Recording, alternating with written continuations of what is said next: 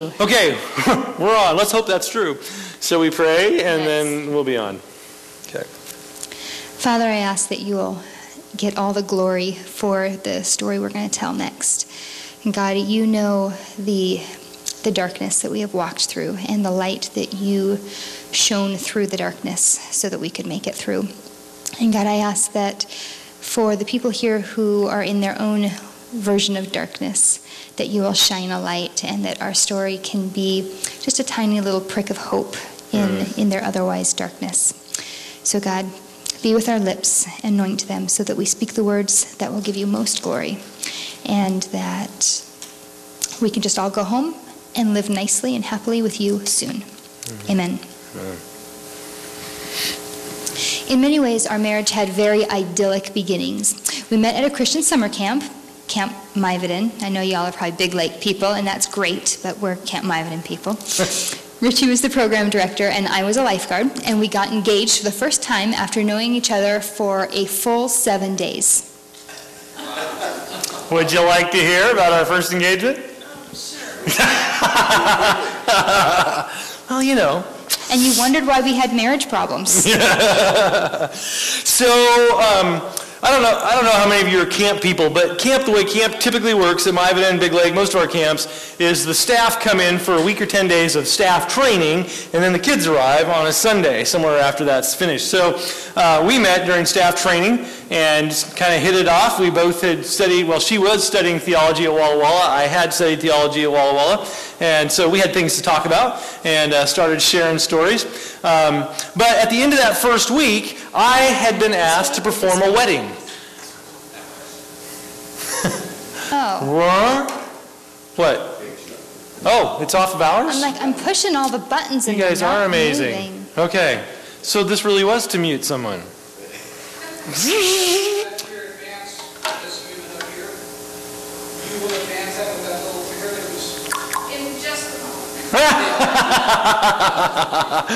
I'm confused, Dee. Thanks for the picture. It's really. Well, we are. Didn't you notice we're starting? So, so I was asked to do this wedding. One of our former staff was getting married, and she asked our former camp director, now union guy, Gordon Pfeiffer. You guys met him yet? He's awesome. Anyway, she asked Gordon and I to do her wedding. And so we drove out, I drove away from camp Sunday morning out in the Palouse, and the wedding went good. Happy to say we succeeded, and we did everything that needed to be done. Got to the reception, and we're sitting there at the reception, and I'm sitting there with my former camp director and good friend, Gordon Pfeiffer, and another camp guy, Bruce Christensen, used to work at Big Lake a million years ago. And we're just kind of enjoying the reception. And then, as things had a nasty habit of doing in those days, the conversation took a turn for the worse. And they looked at me and they said, "So, Richie, when are we going to be having one of these for you?" And they started poking fun at me, and my good friend Gordon had this idea. He's a very creative person. And he said, "You know what? I think we ought to print business cards that say, Pastor Richie Brower, I do weddings. Yours, mine, ours." Oh, he thought it was so clever. So we got through the reception. We saran wrapped the car and then threw rice at the bride and groom while they tried to get in. That was good fun. And then I headed back to camp. Well, unbeknownst to me, Gordon really did think it was a good idea. So while we're driving back to camp, I'm driving back to camp, he gets on the phone and calls my assistant program director and says, "Rory, I need you to print out some cards that say Pastor Richie Brower, I do weddings, yours, mine, ours, and put them in all the staff mailboxes." Which my assistant was only too happy to do, I can tell you. So I know nothing of this. I walk into the cafeteria there at Miveden just as supper is finishing, and who should I meet at the door but this lovely young lifeguard. And being Timi, she says, "Hey, how'd the wedding go?" And so we started having this talk. Was that pretty good? Yeah, she was being bubbly. "How'd the wedding go?" And so we started chatting. And then we're standing right inside the cafeteria door. And at Miveden, at least in those days, we had this big bank of drawers that had names on them, and those were the staff mailboxes. And we were standing right by the staff mailboxes. So as we're kind of talking about the wedding, whatever, she says, "By the way, I'd like to be the first to take you up on your offer." And I'm looking at her, "What are you talking about?" She says, "Oh, just a moment." She reaches over, pulls out her drawer, and hands me a business card that says, Pastor Richie Brower, I do weddings, yours, mine, ours. And I looked at her, this impertinent young staff member, and I said to her, are you proposing to me? I said, sure. I hadn't premeditated this conversation, so sure, why not? So that was our first engagement. And you said yes. Girl, this cute. Ash, are you going to say no? I don't think so. I'm not stupid. Did I mention she was a lifeguard? Okay, anyway. How you doing So there? many things could be said right now and probably So it's still green. See, that means I get to talk. So our second engagement came towards the end of that summer. Because we got unengaged. Yes, we did. But then we decided to get re-engaged because singles camp was starting, and at that point, the summer before, all of us lifeguards had some unfortunate run-ins with men who were our father's age or older, and there was only 2 or 3. But they have a national singles camp at Myviden. That's what this was. I'm getting my story twisted. Yes. But it's because someone threw me off. But because there had been some inappropriate comments and stuff, all of us lifeguards decided, and many of the female staff in addition, decided we were all going to sprout engagement rings so that we'd be safe, because clearly that's all it takes to be safe. And so I let Richie know that I needed an engagement ring because we'd become good friends. And so we went to Target. We took a little break. We had like 2 or 3 days between 2 camps, but on the way back to camp, we stopped at Target, and we were in luck. Silver jewelry was 80% off.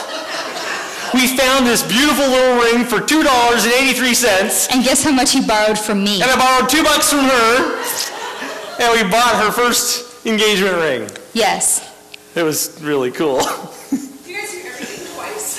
Oh no! Oh no, we did this one 3 times. Just hold on. Yeah. Yeah, we're still going. So that night, Richie was a boat driver for moonlit boat rides, and no one came down to take advantage of this amazing offer of a moonlit boat ride. And so he said, hey, why don't you go grab a blanket and a jacket and meet me down at the dock? So I did. I grabbed the appropriate things, and he grabbed something sparkly and Martinelli's-esque, and some of those neat little Plastic goblets. thank you, with the pop-on bottoms. Those are always high fun. Beware, if it pops on, it'll pop off. It's true, but that's a different story. That's a different story. And so we idled out into the bay, and we coasted to a beautiful stop. A shooting star went across. It really was perfect in every way. Mm-hmm. And Richie got down on one knee and said, after talking it through for a while, how about if we agree to be married someday unless one of us gets a better offer first? no, we're not commitment phobic in the slightest. Not at all. We kept in touch by mail and by phone, and our second summer at summer camp was absolutely awful in every way. It was horribly rough. But we still can't quite figure out why we decided this. I'm thinking it might be a Holy Spirit sort of thing, because we don't remember how we came upon this decision. But when we were dating, we decided we would never break up unless we both agreed at the same time. Well, we could never agree to break up. I'd want to break up, and he'd say, no, I just have this feeling we should push through. That's stinky. Okay. So then we would keep trying. And then a while later, he's like, you're right, this is not working, we should just break up. I'm like, no, I've got a good feeling about this. And so we didn't break up the 15 times that summer we thought we should, which it's only maybe a slight exaggeration, not much. And so at the end of the summer, it had been really, really hard, and we had made it through, and we had this really great logic. We said, could marriage be really any harder than the summer we just went through? Probably not. We should start talking about getting married. Not saying our logic was good, just saying that's how it went down. Yes. Now I'm scanning the room for okay, there's a few young people here.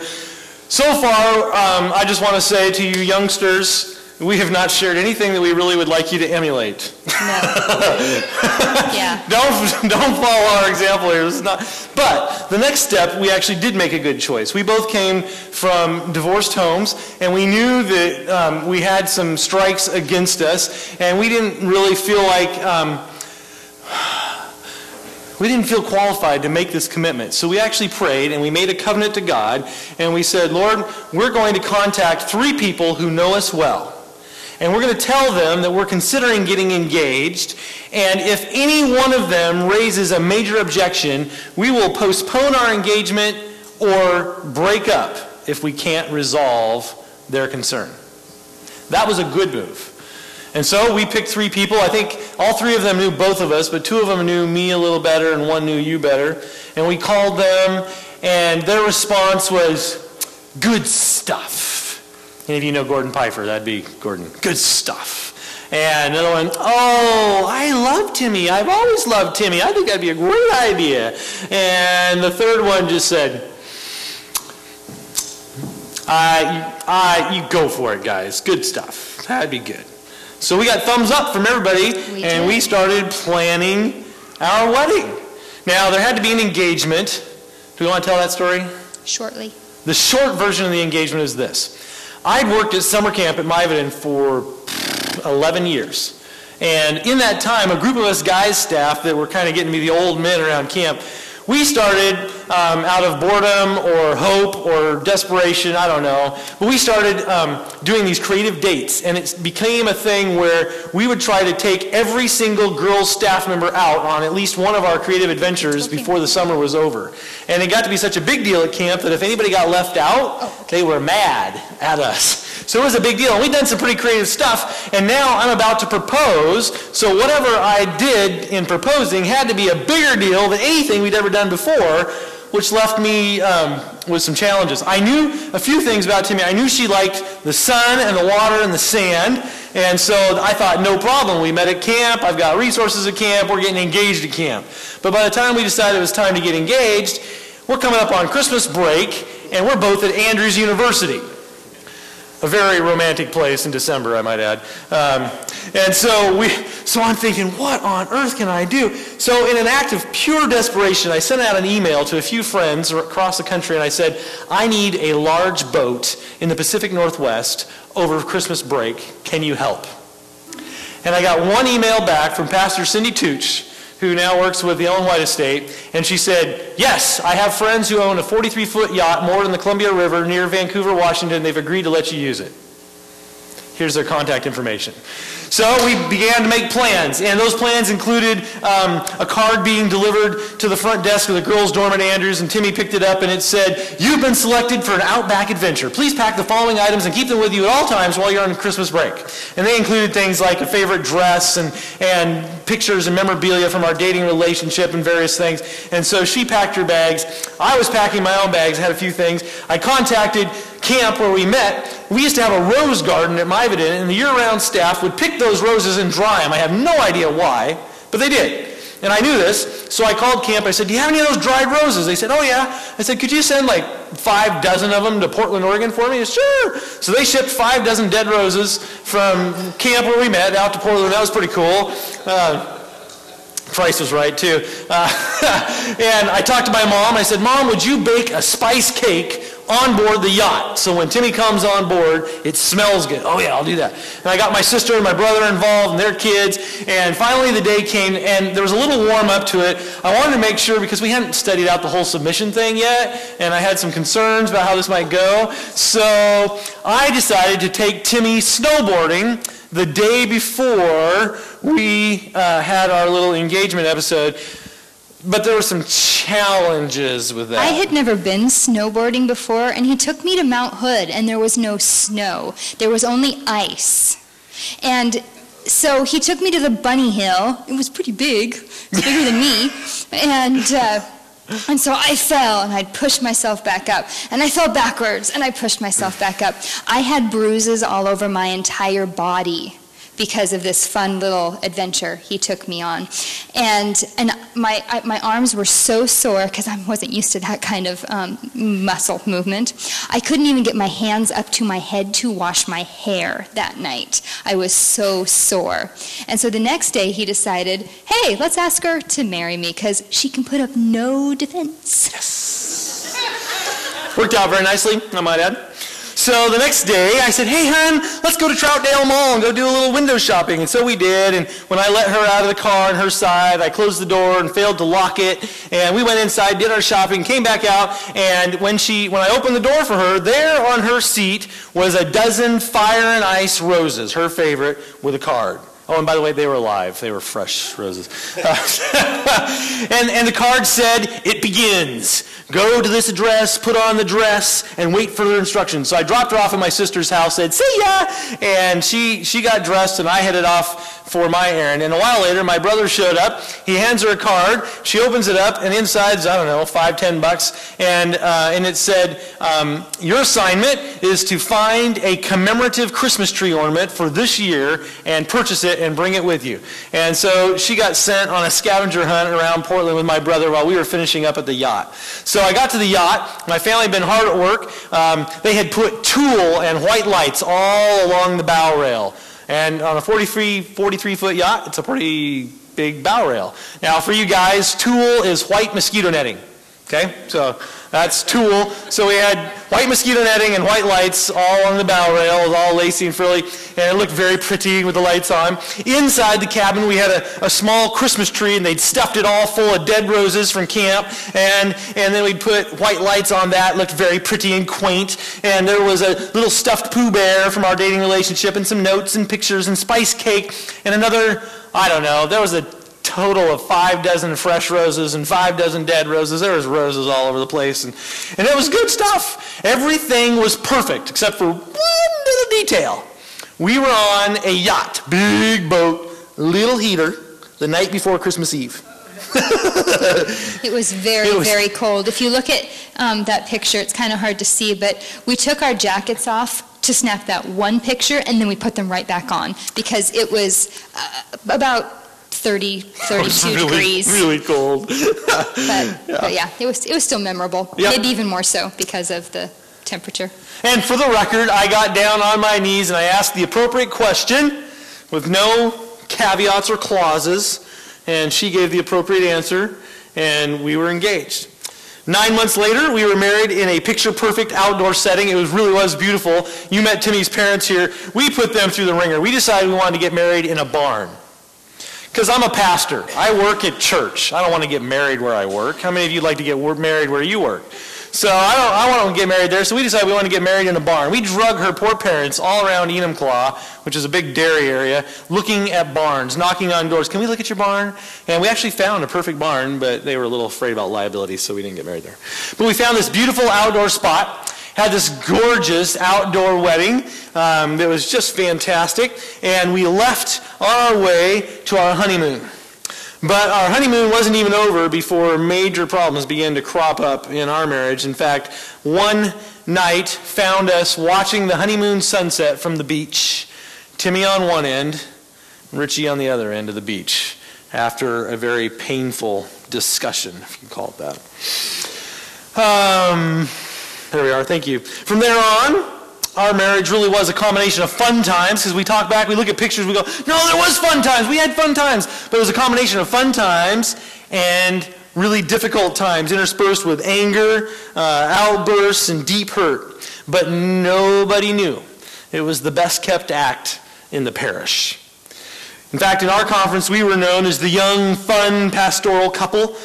People used to look at us and think that we just had it all together. We were kind of the golden children. I remember one time we went to some pastoral meetings, and we walked into this room together. Caleb was, I think he was in his car seat. He was really little. We were carrying him.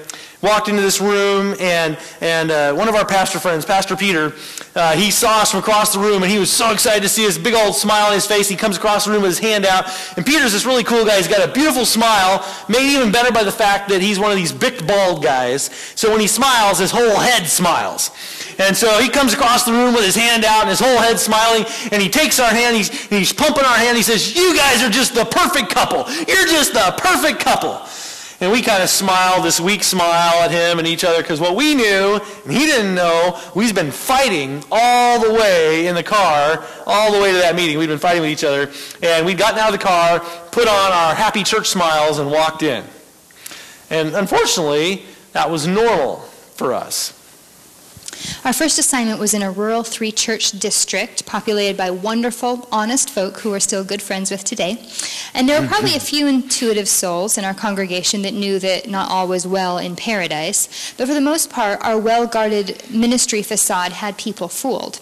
Even family members really didn't have an idea that we had really been struggling deeply since our honeymoon, and that things were not going well. And we had had quite a few hard conversations about what our future was going to be if things continued the way they were going.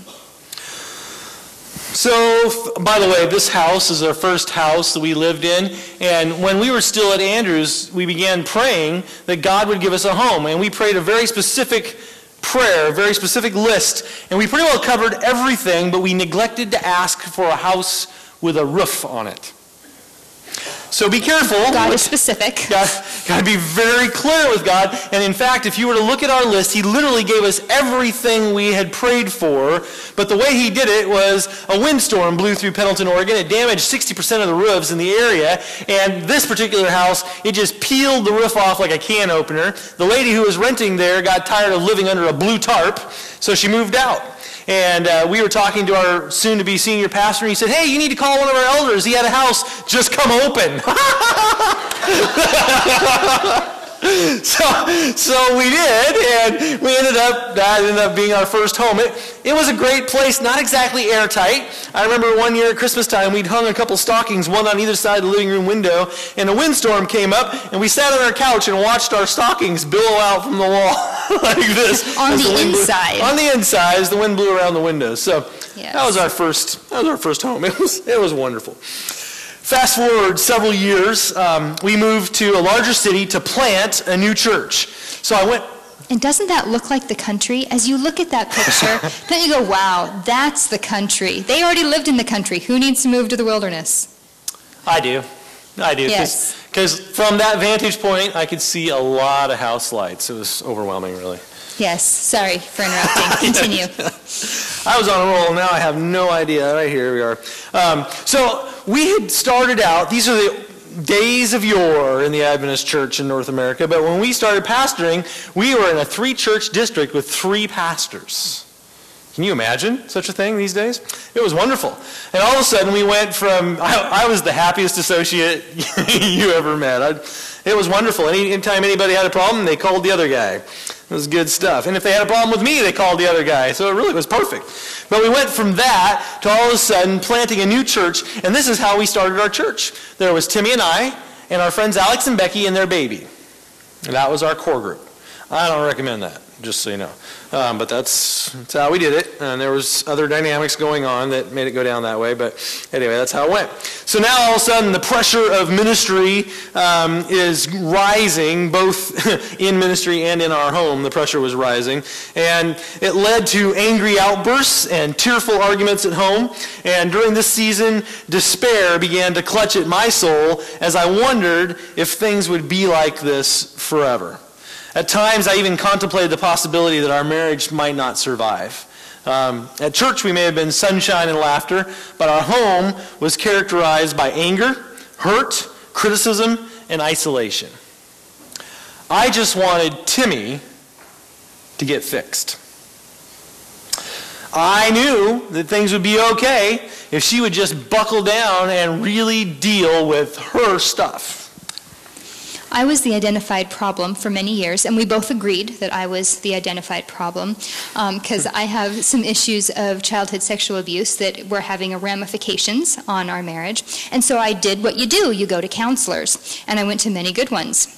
And they were really helpful, and we made some progress, but it was never lasting progress. They'd give us really good tools, and we would try to implement them, and we would have periods of good behavior, and then Richie's anger would spike, and we would just start circling down again. We could never get to the core of what was really going on in our home. And it wasn't because we were intentionally keeping it. We hadn't even realized what it was to share it yet. That's right.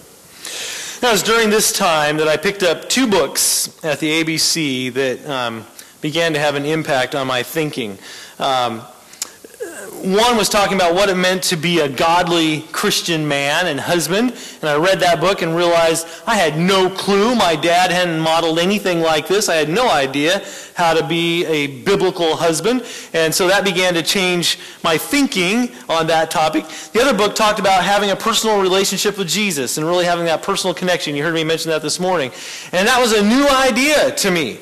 But even as I was reading these books, my behavior towards Timi continued to be very destructive. In fact, I remember we were living in the barn in Elk, and we had gotten into a fight over something, probably real estate. That's the barn, that one The roof big roof to on the the left. Yep. That would be our barn. And that's the driveway. It's a 1/4-mile long driveway. And that is the wilderness of Elk, just in case you're wondering. I never want to move there again, can you tell? I don't even look at listings in Elk. Nope. No. So we got into some fight. I don't know what it was over. But I remember Timi looked at me with tears running down her cheeks, and she said, "All these books you're reading and videos you're watching aren't making you any nicer." It's a pretty good critique. You know, you'd think that if God is changing you, it probably should make you nicer, right? Wouldn't you think? And probably the first person who would notice the difference would be who? Your spouse. Yeah. So that was her. Now, I have to tell you, remember if you were here last night, remember what my compassion score was? 0. This is where that one way that started playing out in our marriage. I dismissed her evaluation, believing that it was just her desperate attempt to excuse her own lack of progress. I literally thought to myself, you know, I bet it would get awful old carrying the responsibility of knowing that our marriage is a wreck because you can't work through your stuff. I can see why she'd want to start shifting some of that blame onto anybody else. I'm not saying I was right, so ladies, hold your fire. I'm just telling you what I was thinking. But it was about this time that Timi started to say some things that were new in our home. She had begun meeting with a group of 2 Christian women, and they were talking about really deep heart-to-heart stuff. And out of that, she began to see some things, and she started coming home and saying some really radical things. And she'd say things like, "This can't all be my fault. Some of this has got to be your problem."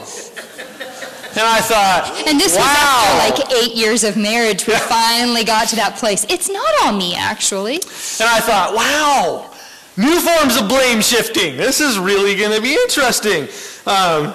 But I remember one night we'd had another fight, probably over real estate, and I went out walking this driveway. I stormed out and said, "Fine, I'm going to go for a walk," and slammed the door, you know, like every good pastor should.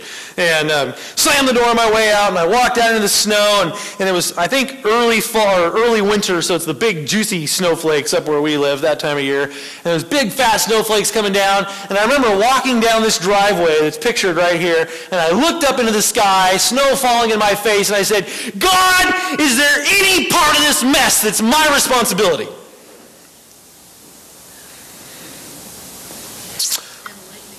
That and lightning struck, says my dear Auntie Sharon. Yes. That is Family. a prayer. She's on my side of Yes, the she's family. There are clearly lines drawn here.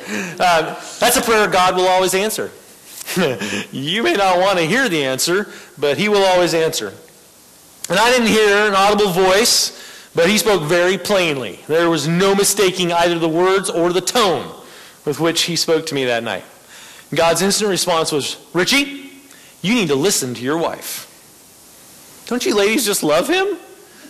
He is so for you. He said, "You need to listen to your wife." And because God knows that I have an ethnic background that is known for some amount of stubbornness, He continued. He said, "And in addition to that, you need to stop criticizing your wife. You let me take care of Timi. Let's you and I start working on Richie." That was a novel idea to me. And because He knows that I'm not only stubborn, I'm slow, He said, "And in addition to that, Richie, if you even start down the path of thinking critical thoughts about Timi, you are on the wrong path and you need to stop." Well, that got my attention, and I would like to tell you that after that conversation with God that night on that driveway, everything changed. I would actually love to tell you that. That would be really a lot better than what I'm going to tell you. But Timi's pointing. That tells you what kind of a sensitive person I am naturally. That's what it says right there. I was pointing right there. Okay.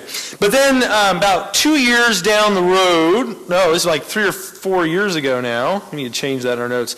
We had found the property we told you about. We moved out of the barn. We're living in the bungalow. That's our property there. And that is the little bungalow. We started building a house. It looks something like this. No, not like that. Like that. Yep. And like that. And like that. Yeah. So we started building this house. We were in the framing stage, and I got a phone call. And the phone call came from Salem, Oregon. And the person that it in was a pastor friend of ours who knew us well. We'd spent some time with him. Some of you may know him. His name's Gary Parks. And Gary said the following words to me. He said, Richie, I'm on my way to camp meeting, so I don't have much time, so I'm going to come straight to the point. And he said, Richie, I've been talking to Timi, and based on what I have seen, we'd come down. Gary actually has been really significant in our marriage. When we were dating, we stopped at their house in California before they came here, and he literally saved our dating relationship that night and the next day, which we spent with them at that point. And they sang at our wedding, and then we had come down and spent several days mentoring with them, trying to get some traction in our marriage. And we had, except we didn't do the homework he gave us. And He said something about accountability. What? That just never worked out the way I was hoping it would. Yeah, that's for other people. Accountability is for other people. Pastors don't need accountability. Obviously. Don't listen if they say that. So Gary says, I've been talking to Timi, and based on what she's been telling me and what I have seen, you are spiritually and emotionally abusive to your wife, and it has to stop. Remember what I said this morning about men stepping up? And Gary did it. And let me tell you, he had my attention. And I walked away from the building site. In our property, we have some cliffs, and I walked over there and I sat on the top of the cliffs and talking to Gary. And those of you that know Gary well, he doesn't just say that and hang up, fortunately. And he continued to encourage me that God had something better in mind, but that I needed to make a turn and a change of course. And when I walked away from that conversation, I would like to tell you that everything changed. But it didn't. But in fact, probably where I was to say I wasn't willing to take any responsibility for our relationship at that point, but I was willing to admit that things were likely worse than I'd thought. The reason I had called Gary is because for several weeks previous to this conversation, Richie had decided, we hadn't really had a conversation about it, that I recall. He had just decided I had to be up by 7 o'clock ready for the day, every day of the week. And if I came down at 7:01 or 7:03, he would be furious.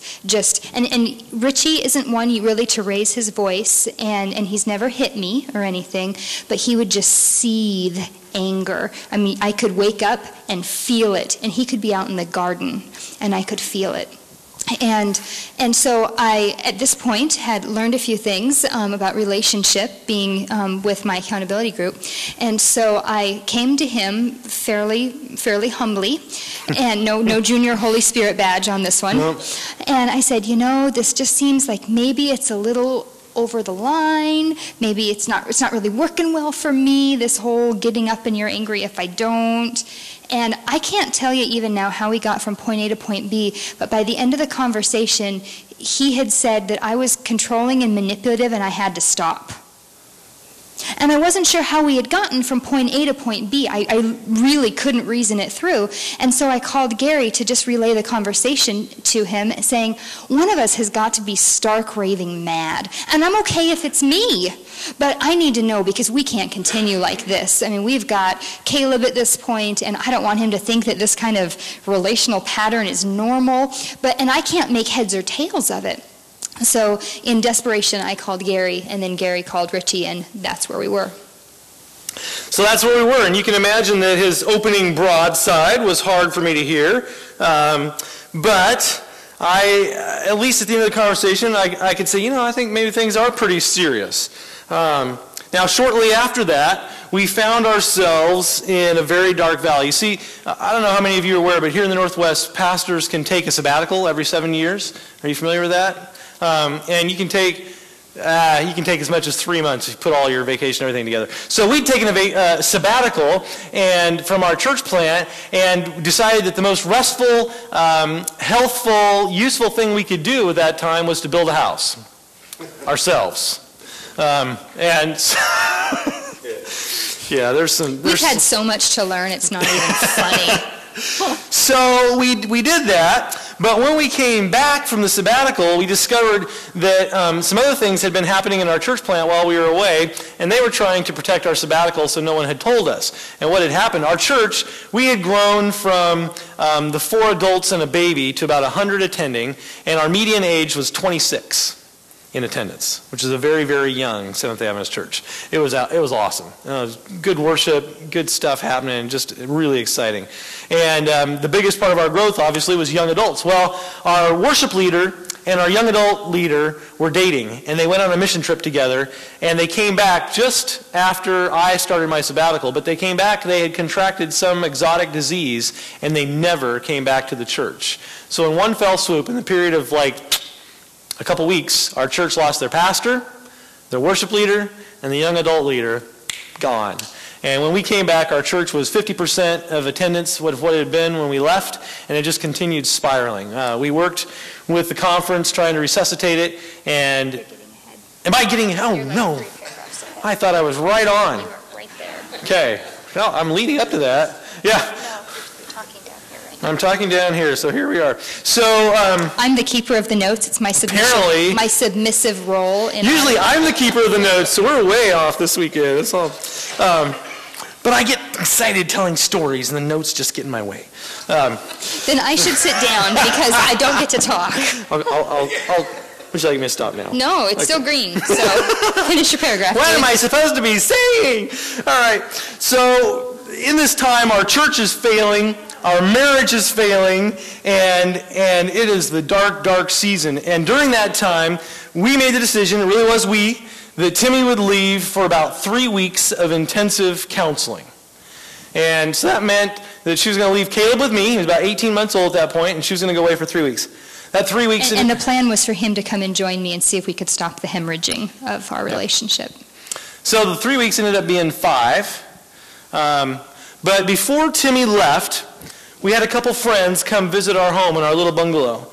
And they were people, Timi had worked with her. Timi worked for the women's shelter operated by Union Gospel Mission in Spokane. Fantastic group of Christian people we just love. Many of them we're still in relationship with. And so Timi had worked with Carrie there, and Jerry worked over at the men's mission. So we all kind of knew each other from, Christmas parties and things. But Carrie knew quite a bit of Timi's story, what was going on, and Jerry had an inkling. And they sat in our home, and I think they at least knew that Timi was leaving and broad strokes why. And Jerry looked at me as we're sitting there talking, and he just said simply, "Richie, you're the key." And I hated him for that. Because what I heard him say was, "Richie, it's your fault." Well, I was pretty sure the church collapse was my fault, so my fault plate was full. There was no other fault acceptable in my world this time. And I tuned him out. I didn't want to hear it. But that's what he said, "You're the key." So I ended up being gone for about 5 weeks, and before I came home, I told Richie that he needed to have support or I wouldn't come home. Because he had said, after working with Gary here, and we were at Gary's marriage group, and those gentlemen had come alongside Richie really great for a week after we had been there, and it was wonderful, and that was all there was, and it wasn't enough. And so I told Richie I would come home once he had support of some kind. Didn't have to be a counselor, but he did need to have someone who would walk with him. And so there's only one person who had offered to walk with Richie, and that was Jerry. The jerk. Jerry. And so under duress, Richie called him. And Jerry's not a counselor. Jerry is a man who has suffered in his own life and has learned and let God walk with him through his suffering. So he called Jerry. I can't even imagine how excited I must have sounded when I called him up. But I said, "Hey, you still interested in getting together?" And he said yes. And so we set a time and we began to meet. And we started a journey that would last for Well, it's still ongoing, but in the intense phase, it was about 3 years. We met every week. The two of us talked for 2 to 3 hours. Did you ladies know that 2 men could talk that much? About relationships? That was amazing. Anybody curious what the agenda was for our meeting? We talked about 2 things. Now we talked about a few more, because there was this issue of a church plant failing around me while this was all going on, and we talked about that some too. But 2 items on the agenda every week: how to be a godly man and how to love our wives well. That was it. And he just began to prod and ask questions and share from his own journey, and we started sharing. While I was away, it became apparent that our little church plant was not going to survive this season. And so shortly after I came home, Richie and I talked and decided it was in the best interests of us as well as our church. We needed to step down as the pastoral couple for this church that we had started. And we sought counsel from our conference and other godly people, and they confirmed our decision. Yes, the time had come. But as our dialogue with our conference president continued, we found ourselves in kind of a challenging situation, because he had several other pastoral places he could put us, and he was more than happy to do it. But all of them meant leaving the greater Spokane area by a long ways. And we were in marital ICU at that point. And our doctors and nurses were our marriage mentors and our accountability people. And to leave Spokane meant that we were going to have to leave all of that and take ourselves involuntarily out of ICU. And we were fairly sure we would bleed out. And so after talking and praying, we decided to step away from Richie's ministry career and choose our marriage mentors over income, which was a very interesting decision that we made. But we knew that we wouldn't make it if we didn't have help at that point. But we found ourselves in a very, very different world very quickly without having direct deposit and benefits and the camaraderie of those people. We found ourselves alone in a bungalow, pretty much. So it was time to live out my dream, right? I'd always wanted to live out on the land, so we decided to launch Flying Pigs Farm, an organic produce operation. And just as a side note, I don't know if it's because God has a sense of humor, but the last snow hit on June 1st that year. How do you even start a garden when the last snow is on June 1st and then have anything to offer anyone before, October, when it starts freezing again? Yep. So that's what we did. And here's some pictures. This is our farm, and Caleb with the little menagerie of chickens and at the farm stand and different things we did.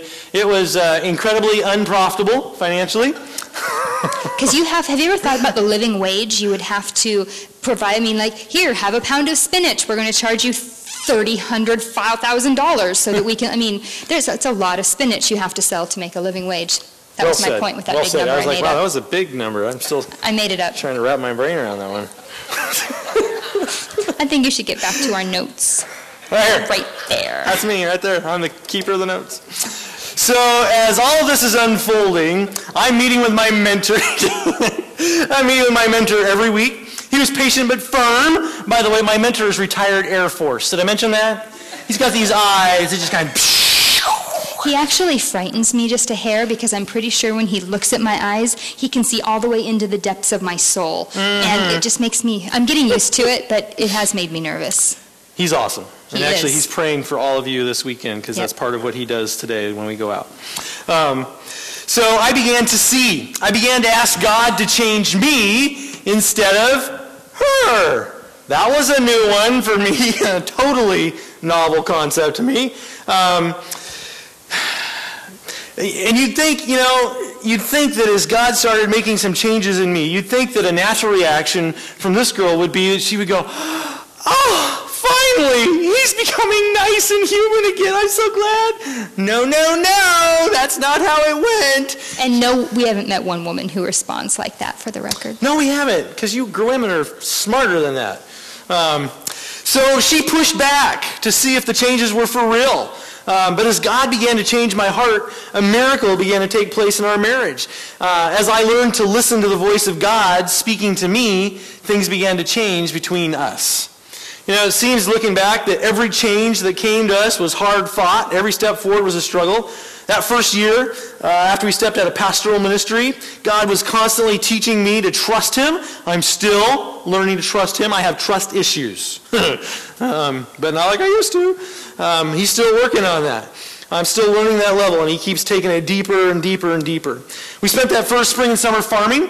Wonderful, hard work in the fresh air and the dirt. Didn't make any money, as we said, but we have decided that there is a maxim from our family, from the garden, that Timi coined, I think, and that is...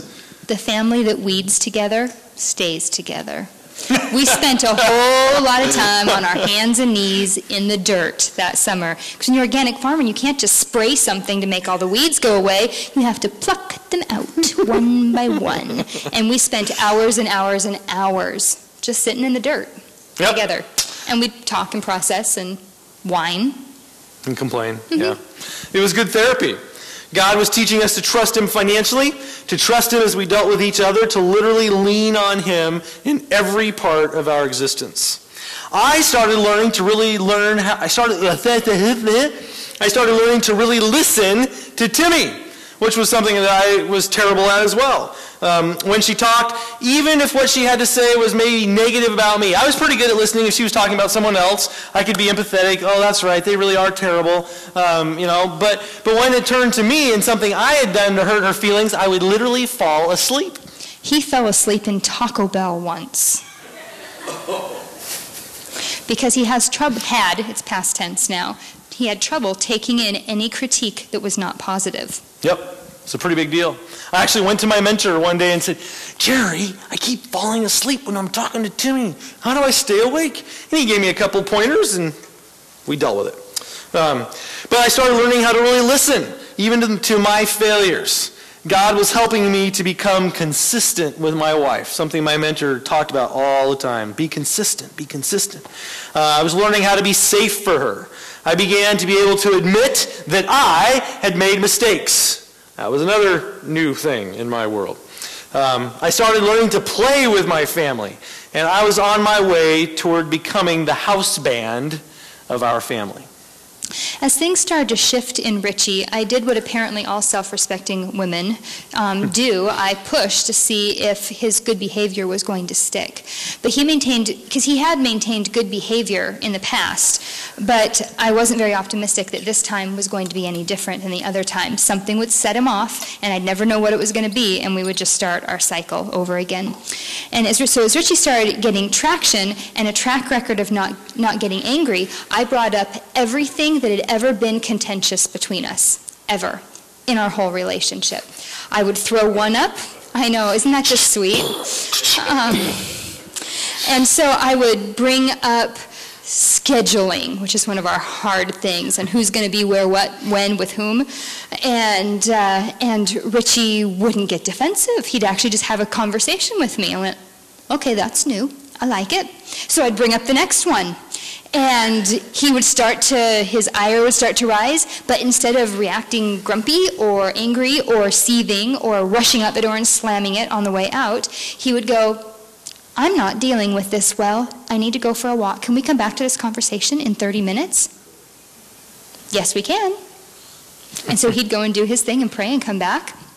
And then once, and this was like my big aha moment between the two of us, I don't know if we were doing dishes or something, we were working on something side by side, and he said, you know, I've really hurt you with how I've chosen to treat you, and he had a specific instance.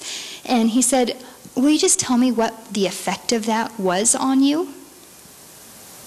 We weren't talking about anything. He just brought it up out of the blue. And I said, okay. And I shared with him. And he said, honey, I am so sorry I have hurt your heart like that. Could you find it in your heart to forgive me? Wow, that's different and new. And I liked it. And I really knew at that point that this was not the guy that I had married. He was becoming a new creation. And it was good. Now, a little while after that, I was driving to my accountability group, and it hit me. I didn't know what I was going to talk about that night. Now, these two women, one is my age and one is my mother's age, and we had been through the dark gloom of each other's lives, childhoods, and everything else together and back again. We knew every dark thing of each other as well as our husbands. And we still liked each other's husbands, for the record. It was not a man-bashing time at all. And as I was driving, I'm like, what am I going to talk about? Because I realized that I'd kind of had this identity as being a victim to my husband's anger, because that's what I was always dealing with on a fairly daily basis. And so all of a sudden I realized I've got to be something new and different. And what does that even mean? And it hit me. I mean, I don't believe that there's like a angel sitting on one side and a demon sitting on the other, but it was almost like I was having that kind of conversation with myself, because I heard the one voice say, he's been really awful. You should hold on to those things. And the other voice said, but do you really want to? There's so much more for you than what you've been living. Do you want to stay mired in that? Because you have the power now. He has made the choices that are good. So now it's in your power to keep it going in a good direction or turn it back by your own bitterness. And so I walked into my group that night, and we finished dinner, and we were talking, and I said, girls, I have nothing to talk about. Isn't that great? It was so exciting. And they were so happy for me and with me. And I asked them to help me forge this new path. I didn't even know what it was going to be. I didn't know anything outside of our really yucky, negative cycles. But that was, for me, the personal choice to, I don't know what this is going to be, but I'm going to go a different direction. And this is not in our notes, so I'm just sitting here thinking and just feeling the gratitude. You know, Timi didn't have to let me off the hook. I had done enough damage. She could, rightfully, by human standards, she could hold a grudge for the rest of her life if she wanted. She could have kept me imprisoned in the prison that I had built with my choices. But because she chose to release me, she chose freedom for both of us. And that was a powerful move, that she chose freeing herself as well as me. Thank you for that. We just had a moment. Wasn't that fun? My newfound role as husband in this season was challenging for me too. My identity had been tied up in my career, right? I mean, guys, come on. We get together, we exchange names, and what's the next question we ask? What do you do? And I remember very distinctly, we were at Camp Ivan, I don't know, I was speaking for something, and I think the ski show must have been going on, and I run into some guy down by the pool, and he looks at me and says, so, what do you do? And I looked at him and I said, nothing. And then I went and crawled under the deck.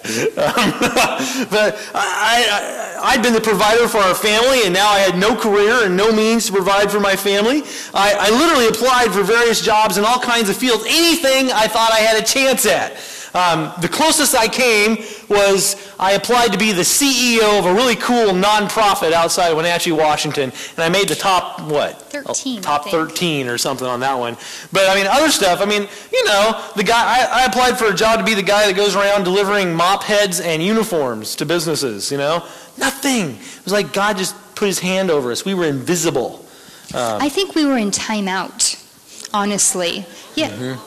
We were in timeout. God said, you guys have made your choices, and it was discipline in the best sense of the word. We were in timeout to get things straight and get things right, get realigned, and so that he could work with us and we would be forced into stillness long enough to listen.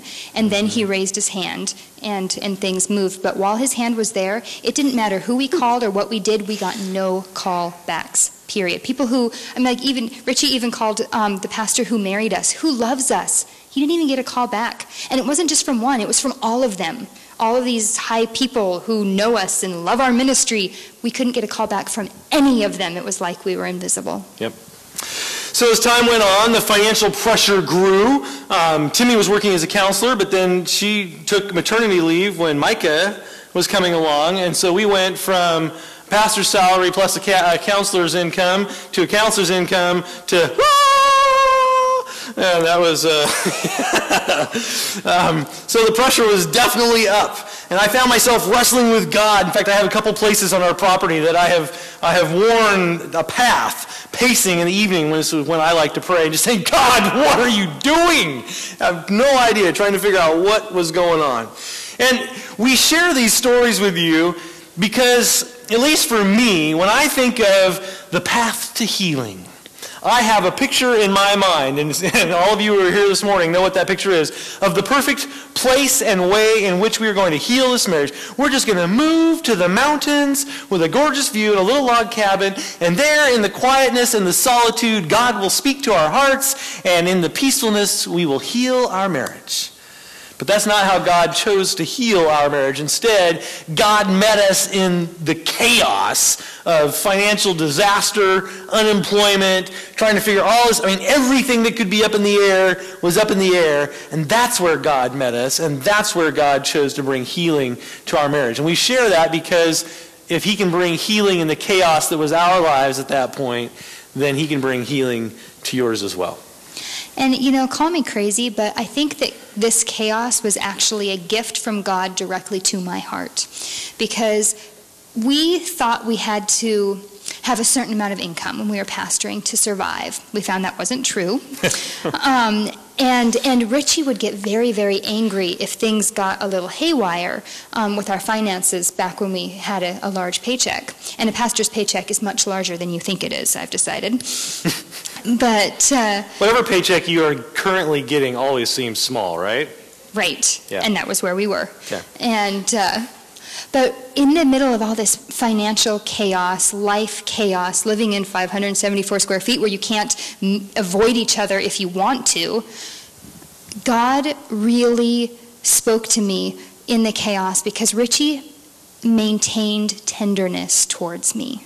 He maintained gentleness. He continued to move towards me.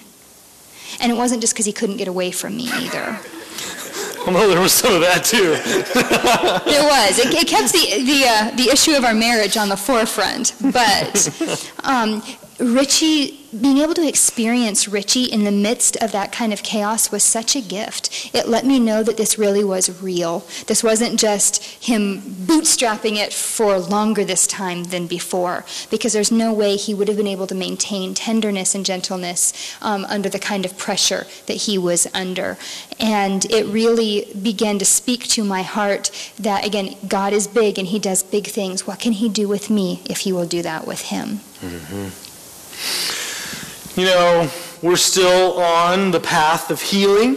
In case you're here this afternoon because you thought that there were some experts coming who have it all figured out, I'm sorry to disappoint you. We're just learners like you. We're learning. We have areas in our lives that we still fall down. The difference is today we get back up quicker and we don't stay in the hole as long. We're quicker to recover. Our home that was once characterized by anger, frustration, disappointment, and despair is now filled with tangible love. We play, we work, we enjoy each other, we accept each other even when we can see where they could still grow. We are a work in progress, totally a work in progress. You spend 15 minutes with us and you'll know that's true. But God has truly worked a miracle in the Brower household. And we share this not because, as Richie said, we want you to think that we're oh so very special, because we're not. But we serve a God who does really amazing things. And that's why, we don't really like this story a whole lot from the sense of we don't look very good, either one of us. But God does look good. And that makes it worth the telling, because he doesn't waste our pain if we offer it to him. Right. And we are testimony of that. So what he's done for us, he can do for you. And in our next session, we will be talking about some practical tips on how to cleave faster, better, tighter, deeper. Okay. That's our story. We're going to do this. We're going to close with prayer in a moment. Then we're going to take your questions. Then we'll take a break.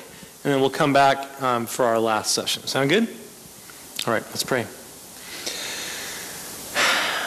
God in heaven, like Timi said, I don't really enjoy telling this story because I don't like how I look. But I love telling this story because I really like how you look. And God, we just thank you for the constant reminders of how big and strong and gracious and loving and patient and gentle you are. Boy, we sure need that. And we are so grateful that you don't let us go, that you pursue us. And God, we just ask that you will use our story, our brokenness, to encourage even one heart here today, that you are bigger than every situation. You are bigger than our past. You're bigger than our present. You're bigger than our finances. You're bigger than the habits that would destroy us. And we just ask that you would bring that courage and use this story once again. In your name we pray. Amen. It is 10 after 3 right now. We're going to do questions? Yeah, let's do that, and then I'll say what I was going to say. All right, we're going to open it up. Any question, fair game. I think we already said you can ask anything. If we think it's totally inappropriate, we'll just say that's totally inappropriate. And if we don't know the answer, we'll say we don't know. Okay? So you let us decide. Ask away. Well, that was fun. Let's take a break. Anybody have any questions? Seriously? I have one. Yeah. You went away for 5 weeks. I can speak really loud. Okay. You went away for 5 weeks. What I didn't quite catch while you did that, where you went, and when you were away, did you have communication with your Yes. Yeah, I wasn't leaving like in a separation sense. I was leaving to do some intensive counseling because of some of my issues from my childhood. So I was going to see if we could get some resolution there that would then impact us. But I got there and found out that what I went to work on wasn't really what I thought I was going to work on. And so the primary issue that we ended up working on was our marriage. And so he came and joined us there. We were at a place in Edmonds, Washington. And Richie came and joined me for a week of that. I think it was week 4. Yep. And then I had another week after. And basically, you know, I don't always understand the ways God moves and, why. And I could have found a lot cheaper ways to just leave. But to have the distance between us and just start to kind of breathe by myself again and make me realize how much really was wrong between us. Because sometimes when you're immersed in it and mired in it, it's not ideal, but then you get away from it and then you start realizing, no, this isn't just but this is a really big deal. And so honestly, it was a really great recap of grad school. I mean, the counseling parts, but what was really beneficial was just realizing truly how bad things had come between us and that we were going to have to make some pretty radical things to make it turn around. Good question. Mm-hmm. Anybody else? Yes, sir. Here comes the mic. In your walk, it seems like the story is focused more on you. Was this more of a coming to grips with reality to see yourself like from an outside point of view? Like an honesty thing? Yeah, I'd say that was a big part of it. You heard some of the pieces, like when I prayed the prayer, is there any part of this mess that's really my responsibility? I, honest to goodness, didn't believe that I was at fault. I honestly didn't see it. And it was part of how I'm wired and some of my own woundedness that I struggle to take responsibility. I think I do a lot better now, but at that point, really nothing was my fault and I was always right. It was really a great way to live. Except for a destroyed relationship, but... Gary said once when we were talking to him that we marry to our own level of dysfunction. And Richie just argued with him. No, we don't. She's much more dysfunctional than I am. That's what I did. So yeah, for me it was really beginning to see, and frankly, in my case, that wall was so strong that only God could break. I mean, we'd been to counselors, but they all zeroed in on Timi, which was fine with me. But only God could break down that wall and help me begin to see and then actually give me the ability to do anything about it. I was totally stuck. So, yeah. But it is about me, and here's why. Remember what my friend Jerry said? Richie, you're the key. You guys heard what I said this morning. I believe with all my heart, not only that my friend is right, but that Scripture backs him up. God has set up the marriage relationship in such a way, as far as I can tell from study and experience, He's given some specific roles to us men. It's not an accident that culture is doing everything it can to take men out of the equation and dumb us down or just make us go away. But the enemy knows that if men will stand in their God-given spot, amazing things will happen in the family. So he does everything he can to take us out. And that means we tend to take no responsibility of any kind. You know, we're like big boys. And in my case, I had a mentor who was just God's pick for me to walk with me as I began to see how I was actually treating my wife. I had no idea. I mean, you know, okay, yeah, I probably shouldn't get mad. I had no idea who I was and what I was doing and how that was affecting her. I had no clue. So that was God ripping the scales off my eyes. Not a fun process. But I like the results quite a bit. I think also it's true that this story is weighted more to him. And I think one of the reasons is maybe we just need to rewrite it. Who knows? We'll have to talk about that. Because I'm by no means innocent in any of this.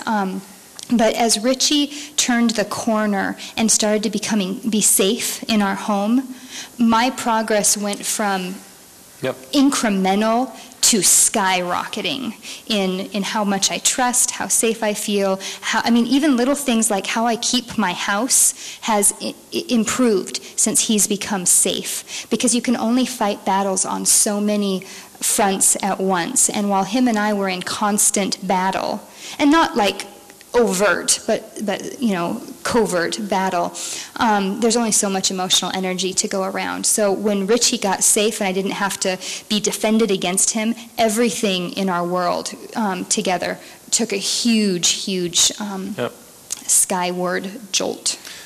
Yeah, we just really feel like the man's the key. My mentor says two things. He says, one, you're the key as the man. That's how God made it. And then he says this. He says, you know, marriage is kind of like a potted plant. And the men, we're the soil. And our wives are the flower. And if the soil is good and rich, she will blossom. But if it's not, she will wither.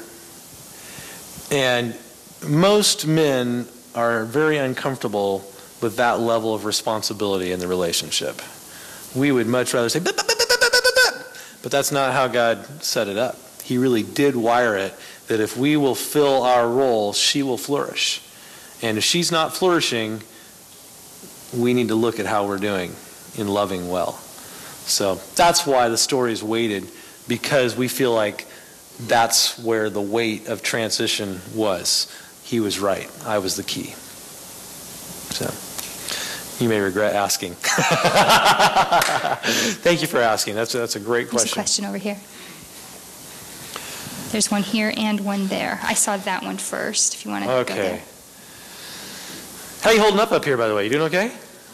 Okay, all right. So, Timi, can you describe to us men what anger does to a wife in a relationship? Ooh, this is a good group. You guys ask some of the best questions we've been asked anyway. I have a fair bit experience with that question.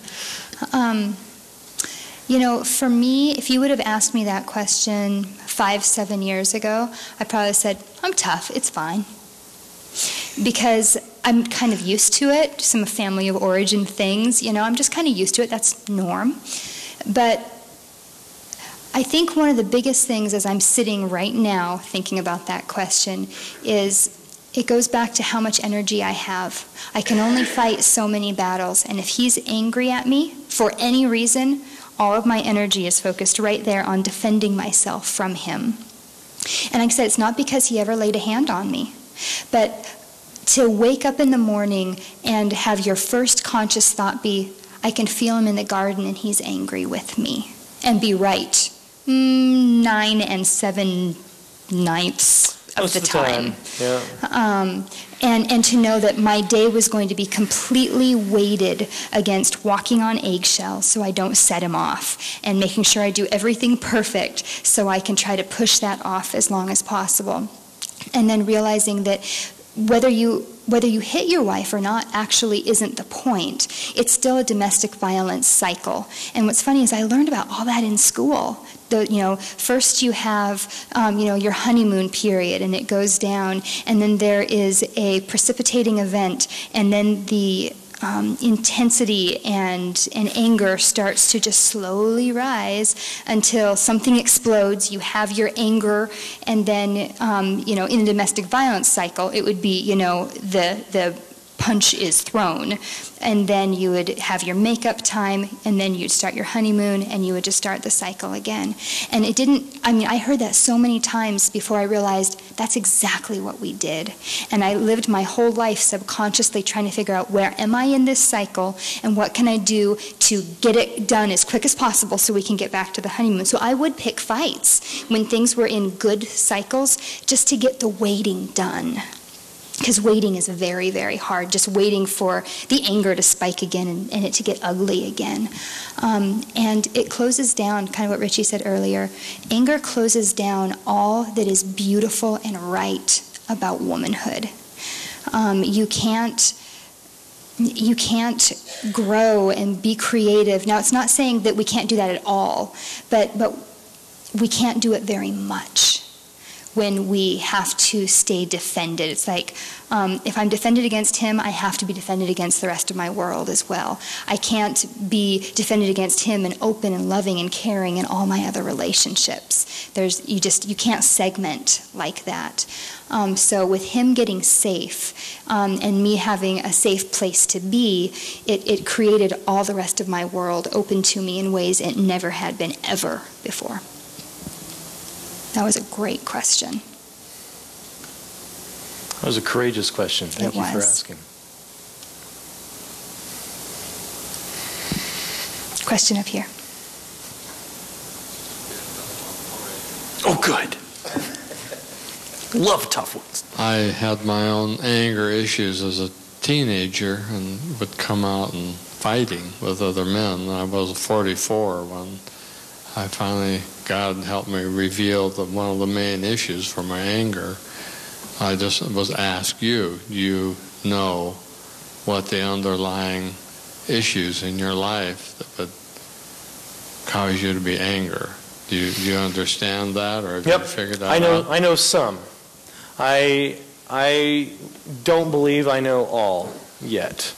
I went through, when we were starting our church plant, we took our initial team through the Binding the Wounds workshop by Ron and Nancy Rocky. I don't know if any of you are familiar with that material, but anyway. And I realized I had some big-time unfinished business with my mom. And when I processed through that, the anger actually went down for some time, and then it started coming back. I come from a pretty messed up home.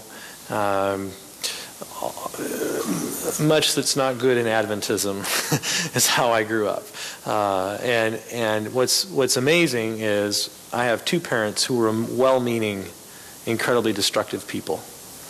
And I grew up in an environment where my mom, who, by the way, I have a great relationship with today and love, and we keep in touch, but at that point... And she's not at all the woman that what Richie's the story he's going to share. She's not that woman anymore. God has done amazing work in her. She's been transformed, again, by the love of a good, consistent, safe man. Mm-hmm. But my mom, when she was married to my father, they would get into fights, and as a little tyke, I remember her slamming the door as she went out and saying over her shoulder as it closed, "I think I'll just go kill myself," and driving away, and she would be gone sometimes as much as 10 days. That doesn't create stability and comfort. Food is a really big deal to me, and I just actually went to a workshop in Seattle here a few weeks ago called the Story Workshop. It was powerful, and everybody has to tell a story from their childhood, and mine focused around food. Why? Well, my mom was depressed most of my life, and my memories of her is that she was asleep upstairs with a headache, and we just lived without her. Our house was full of garbage. The sink was full of dirty dishes, and there was never a warm meal, ever. Breakfast was cold oatmeal that my dad had cooked before he went to work. Food's a big deal to me, and so when my life starts to feel out of control, I tend to eat. So I know some things, but there's more. We're not done. There's more I'm still exploring, and frankly, where the next phase is dealing with some things with my dad. And my mentor has been pointing me that way for a year or more. And so we're digging into that. And so I know some of it, and as I unpack it, there's been healing. But there's still work to be done. And mostly at this point is pointing to my family of origin and just a lot of really broken stuff. And I would inadvertently touch off those things, like with the dishes, I would leave some dishes in the sink because neatness and tidiness, not one of my spiritual gifts, unfortunately. And this was before we understood some of the dynamics of this, so I would leave, and it was never piles, but there would be dishes around the sink, and he would walk into the house and be furious, why can't I take better care of him? Mm-hmm. Some of those mommy issues bleeding over. Yep. And so, but we didn't have the verbiage to talk through those things at that point. So he would just be angry. I would just withdraw because I didn't know what to do. And he was the pastor, so who do you talk to about such things? I mean, I can't go tell one of my girlfriends what's going on. Then she has to go listen to him preach about God's faithfulness. So it kind of creates a challenging thing. But yeah, that was where his anger was and how I hooked it regularly. Yeah. Good question. Mm-hmm. Yeah. Any other questions? Yes, sir. Oh, there's one here, and where? And there. Okay, back over here. Okay, so we'll go here. You spoke about gentleness, tenderness, safety. What does that look like? What tangible ways are that? Because sometimes too, it can be probably, again, sometimes in man's world, what can be perceived as angry is cave time, maybe. Mm-hmm. Or thinking and processing, and sometimes it looks like it's walking away, or but what does that look like? Well, even just the example you gave, what Richie would do on the front side is he would just storm out and slam the door. I perceive that as abandonment. But once we were able to talk that through, he still needs that time. But how he goes about it is completely different. So he'll say, I need to pray about this. I need some time by myself. And he will go out gently and return gently. That could be one way. And I make an appointment. And he makes an appointment. We'll talk about this in half an hour. Or whatever. Right, or when the boys are in bed, we'll come back to it or whatever. Gentleness and tenderness. I think part of it is just the way he started handling me wasn't buck up. Because for the first 8 or so years, anytime he would have moments of compassion of, wow, that must be hard for you. But mostly it was, sorry, okay, anyways, and now we're going to, and he'd go back to his list. And so I would try to bring things up that I was processing, because I'm an out loud processor. I don't do a whole lot inside my head, unfortunately. And so I would try to bring things to him, and it never went very far. Not never, rarely. And so then he would start asking me on a regular basis very, very gently, and then be quiet long enough to hear an answer. So honey, how's your heart? And then just sit there until I talked. And then and this is a skill he's continuing to practice and has really improved in the last year or so, he asks follow-up questions. It makes me feel so cherished, honestly. Without fixing. Yes. No. Well, and unfortunately, most of my stuff can't be just fixed. Trust me, if he had the magic bullet, I would swallow it. But he doesn't. But I think it's how he relates to me. He doesn't expect me to just buck up. He initiates conversation rather than assuming things. And one of the things I think this has been both ways that has been really powerful is we have made a mental shift, which is a part of the tenderness, that the other means for our good. Mm-hmm. And that has been, it is huge, because instead of thinking, he is just doing this to annoy the socks off me, or he could help me, but he won't, and instead of letting those things, stopping them and saying, his heart towards me is good. So if we're having a problem, that means there's something going on in him or going on with me, and we're clashing. He is not my enemy. And when we started getting that, and it's just kind of been an attitude shift more than any really neat, succinct list of what gentleness and tenderness, I would probably say that the vast majority of the time we are on the same team, and whatever the problem is out there. Even if I'm the one doing the problem, we pretty much occasionally, we slip and we have to remind ourselves, he is not my enemy. His heart really is good towards me. But it took a lot of going through things and forgiving each other for a lot of stuff before we could get to the place of saying, no, his heart really is good towards me, period. So if there's something else, we can deal with it. Good question. Back over here. I just want to say thank you. I can't imagine the amount of courage that would take to come and put yourselves out like that, to be totally honest with us. You're welcome. Thank you. You know what? It's not my favorite thing, but if God will use the mess that I made to help bring healing to others, I'll consider that a decent paycheck. It's worth it.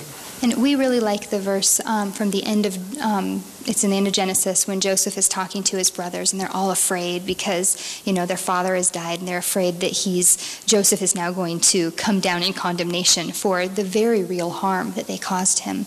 And I just imagine this kind of gentle twinkle in his eyes where he says, no, what you meant for harm, God has meant for good, for the saving of many people.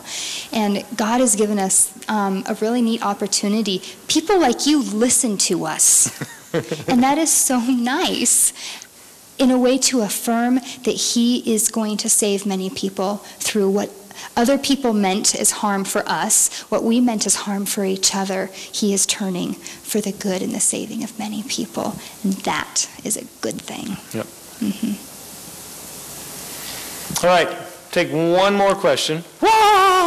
Yes.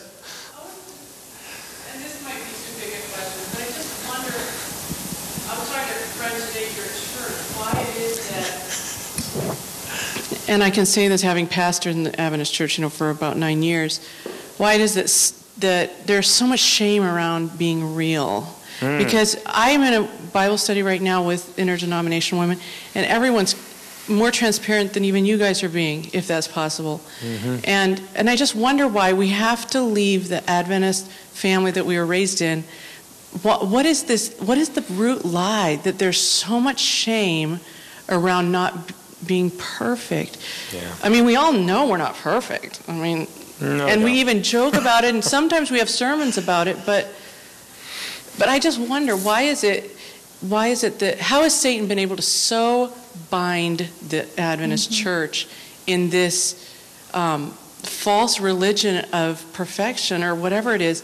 I mean, if marriage is the center of Christ himself, which it is, Father, Son, and Holy Spirit, 3 in 1, if marriage played out is the picture of God himself, what has happened? Yeah, good question.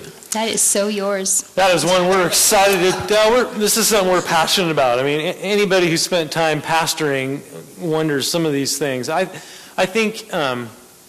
And just so you know, we feel that pain. I mean, while we were pastoring, we didn't go to anyone Adventist. No one in the Adventist world knew what was going on. Yeah. And even now, both of our marriage mentor couples, they're not Adventist. My mentor is not an Adventist. His mentor is not an Adventist. It's not because we don't like Adventists. We really, really do. Yeah. But we haven't found a level of transparency that makes it feel safe to be able to share without condemnation. I think we're just finding... We're starting to find some Adventist people. We're blessed with our pastoral couple, for instance. They're real. We talk about real people in our ministry, so we say, there's good people and then there's real people. And we like real people because real people are honest, and we'd rather hang out with honest people. But I think I've thought about this a lot. And so what on earth is going on? And I'm not assuming that everyone in the room is Seventh-day Adventist here today. So if you're here and you're not, I don't want to be exclusive at all, but just talking about some of the unique dynamics. And by the way, my mentor looks at me and laughs and says, you Adventists don't have the corner on that. We've got all this brokenness in all the other churches too. So I think we need to give ourselves a break a little bit. At least that's what he would say.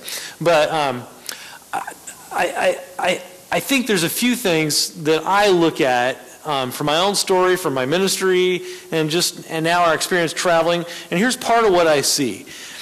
We're a little different as a people because we are more cognitive as a group than the general population of Christians. Do you know what I'm saying by that? Seventh-day Adventists become Seventh-day Adventists because they heard certain things from the Bible taught as truth, and they agreed mentally to those things, all right? So we from the get-go, Seventh-day Adventists are more, what's that, right brain or left brain? I don't know. More and more left brain as a group, naturally. Now, we've got right brain people in the Adventist church, you bet. But we tend to be more truth-oriented as a people. So what did Jesus say when he was talking to the woman at the well? She asked this question. She's trying to change the subject, remember? So where do you think? Where should we worship? She tries to get into the worship wars, and Jesus says something really interesting. He was talking to Seventh-day Adventists. He said, I tell you the truth, that the day will come when my people will worship in what? Spirit and truth. And if you look around the Christian world today, what we see, at least what I see, I'll just own it myself, is a lot of Christian people who get the whole spirit side of the equation way better than we do. They understand the heart. Their worship is heart-based, genuine worship. And then we have Seventh-day Adventist Christians who I believe we're stronger on truth. I really do believe that. I think that we've got some things figured out and put together. God's blessed us that way. But what God is looking for is the people who have connected their hearts to their heads. And the devil heard Jesus say those words. And he's not stupid. He's had thousands of years to study the human nature. And I believe the devil has driven a wedge, probably several, but the ones that I'm identifying anyway are that he drives the wedge from that cognitive approach to truth. And we tend to drift in a direction that we are so concerned with truth that we tend to separate the heart and we separate relationship. And in that, we are driven to be right. And in our rightness, as my friend Clarence Schultz says, we do most, if not all, of our sinning when we're right. And right is not being done. That's when we do most of our sinning. And so there's a unique spot there, a ditch that we are uniquely predispositioned to fall into as Adventist Christians. There is a heart in Adventism, and it's time for us to rediscover it. But it has been missing, and frankly, many Seventh-day Adventists will be lost because we don't get it. We don't understand relationship. We don't understand the heart. And truth will not save us. No one will be saved by the Sabbath. We'll be saved by a relationship with Jesus. Period. So I don't know if that answers, but that's kind of what I see. I just think it has a lot to do with that left brain, right brain, and that focus on truth, which is good. But even right now, I mean, I think this is an example. We have a dear friend. She was part of the core of our church plant. And she just sent us an email a couple weeks ago, and now a second one. She's sending us her testimony in 3 parts. She's gotten caught up in this movement. I hope you haven't heard of it, frankly. But Jeff Pippinger and the whole 2500 prophecy and this prophecy and that prophecy, and they're looking at all... Feel free to not look it up. Yeah, feel free to totally ignore it. But she's got caught up in all this stuff that she feels like, this is it, this is it. And here's the thing.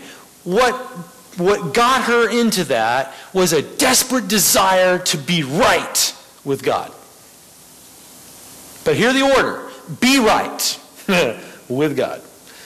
And that is taking us to hell. Should we be right? Do we need proper doctrine? Absolutely. But here, what is proper doctrine?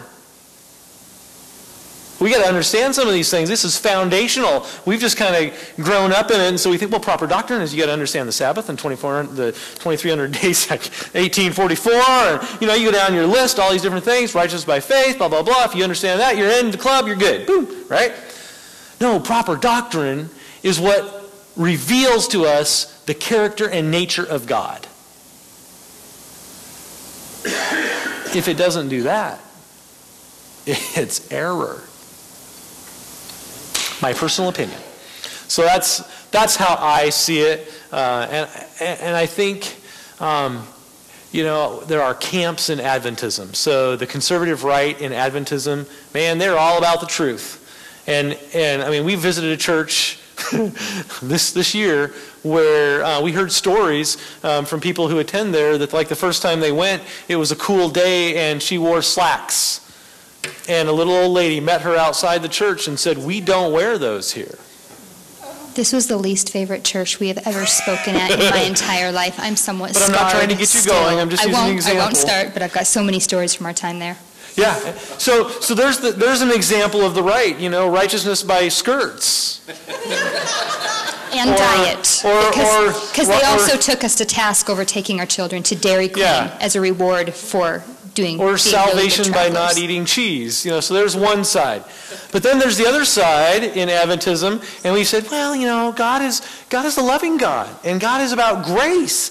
And we're really arguing over nitpicking things, and we shouldn't do that. And so what one side does is they try to get every detail of truth lined out in some systematic way, and they're going to nail it down right, and if you disagree with them, they will cut you off and send you to hell. And the other side is so grace-oriented that they forget about obedience and that God really does care about that. And somewhere in the middle is what God has called us to. But we're struggling to find the middle. And we need to pray and study and work for the middle, because I don't think we have a lot of time to find it. But wherever the middle is, there will be a person there. And the center has to be Jesus. And I think, too, going back to your question, one of the things we're really, really passionate about is mentors. Being in real relationship with real people and bearing the guts of it. Mm-hmm. And I think that is part of how we are going to come out of this rut that Richie's talking about, is by being real on a regular basis. Not in a super large group to start with. Start with one other couple. Maybe expand and bring in one more, or person to person. I have a mentor, and she is an amazing, godly woman. And to have her speaking into my life is so powerful. I am a better wife. I am a better mother. I am a more victorious Christian because she walks with me. Now, she doesn't take me to God. I'm not, confessing my sins to her, but she's pointing me in the direction that I need to go, kind of like a spiritual mother would. And I think that is how we're going to overcome, honestly, this tendency to keep our secrets and to not share. Yep. So, long answer. We're quite passionate about that question, actually, and just saying, how do we figure this out and break through? I think where I feel like I'm at, I feel like I'm starting to get a handle on what the issue is. What the solution? I don't know. We're passionate about helping people get into a relationship. We feel like that is, but how we get there on a larger scale, we're still working on. So, yeah, actually, we're working on a book, and the book is actually designed to be a tool to help couples. Because everywhere we go, in the next session, we talk about our mentors, and they'll say, "How do you do that?" And you guys have had a taste here in this church over the last some years, but most churches haven't. And they're like, I don't know anybody in my church that I would ever share that kind of stuff with. One person asked us, that term, mentoring, I don't think I've heard that one. Is it papal? That came from my least favorite church. Yeah. I haven't heard it. It must be papal. And we're like, no, that would be Timothy, Paul, right? Anyway. Yeah. Anyway, we're working on a book that will be a tool to help couples actually start this journey together, and we're hoping that after 8 or 10 weeks of journeying through the book together, they'll go, oh, this is great, let's keep going. This is a good start. We want to continue and replicate. So, speaking of keeping going, we should probably not do that. We should probably give you a break. It is 17 till 4. Why don't we come back and start again at 4 for our last session? Because that is when we're supposed to start. So we'll see you at 4.